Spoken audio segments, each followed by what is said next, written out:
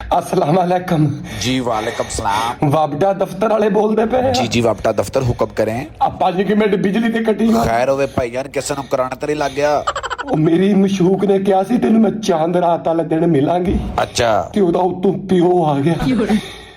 5 minute ਵਾਸਤੇ ਬਿਜਲੀ ਕੱਟ ਦੋ, ਹਨੇਰਾ ਹੋ ਗਿਆ ਤਾਂ ਮੈਂ ਨਿਕਲ ਜਾਵਾਂਗਾ ਯਾਰ। ਭਾਈਜਾਨ ਚਾਂਦ ਰਾਤ ਨੂੰ ਅਸੀਂ ਬਿਜਲੀ ਬੰਦ ਨਹੀਂ ਕਰ ਸਕਦੇ, ਸਾਨੂੰ ਆਰਡਰ ਨਹੀਂ, ਹਰ ਬੰਦਾ ਆਪਣੇ ਕੰਮ 'ਚ ਮਸਰੂਫ ਯਾਰ ਹੋਵੇ। ਤੁਹਾਨੂੰ ਵਾਸਤਾ ਜੇ 11ਵੀਂ ਵਾਲੇ ਦਾ ਉਹ ਭਾਈਜਾਨ ਨਹੀਂ ਬੰਦ ਕਰ ਸਕਦੇ, ਹਮਾਮ ਸਾਰੀ ਰਾਤ ਖੁੱਲੇ ਹੁੰਦੇ, ਦਰਜੀ ਵਿਚਾਰੇ ਹਜੇ ਤੱਕ ਬੈਠੇ ਹੋਏ। ਓਏ ਕੁਰਬਾਨ ਦਾ ਨਾ ਮਨ ਸਵੇਰੇ ਈਦ ਆ। ਉਹ ਭਾਈ ਤੈਨੂੰ ਅਸੀਂ ਕਿਹਾ ਸੀ ਅੱਧੀ ਰਾਤੀ ਗੂੰ ਖਾ। ਮੈਂ ਤੂੰ ਖੈਰ ਖਰੀਦ ਨਾਲ ਨਿਕਲ ਜਾਵਾਂ, ਮੈਂ ਤੈਨੂੰ ਸਵੇਰੇ ਖੁਸ਼ ਕਰਾਂਗਾ, ਜਿੰਨੇ ਪੈਸੇ ਕਹੇਗਾ ਮੈਂ ਭਰਾ ਨੂੰ ਦਾਂਗਾ। ਇੱਕ ਵਾਰੀ ਕਿ ਬਿਜਲੀ ਦਾ ਸੁੱਚ ਚੱਕਦਾ 5 ਮਿੰਟ ਹੁਣ ਤੇਰੇ ਪਿੱਛੇ ਲੱਗ ਕੇ ਨੌਕਰੀ ਤੋਂ ਹੱਥ ਧੋ ਬਈਏ। ਮੰਨ ਲਿਆ ਕਰੋ ਕਿਸੇ ਕੰਜਰ ਦੀ। ਉਹ ਭਾਈ ਤੂੰ ਹੈ ਹੀ ਕੰਜਰ, ਸਿੱਧੀ ਪੁੱਛੇ ਤਾਂ ਇੱਥੋਂ ਕੋਈ ਲੂਲੀ ਲੰਗੜੀ ਕਾਲੀ ਕਲੀਚੋ ਕੋਈ ਵੇਖ ਤੇ ਵਿਆਹ ਕਰਵਾ, ਤੈਨੂੰ ਜਿਹੜੀ ਅੱਗ ਲੱਗੀ ਆ ਬਿਮਾਰੀ ਪੈਣਿਆ।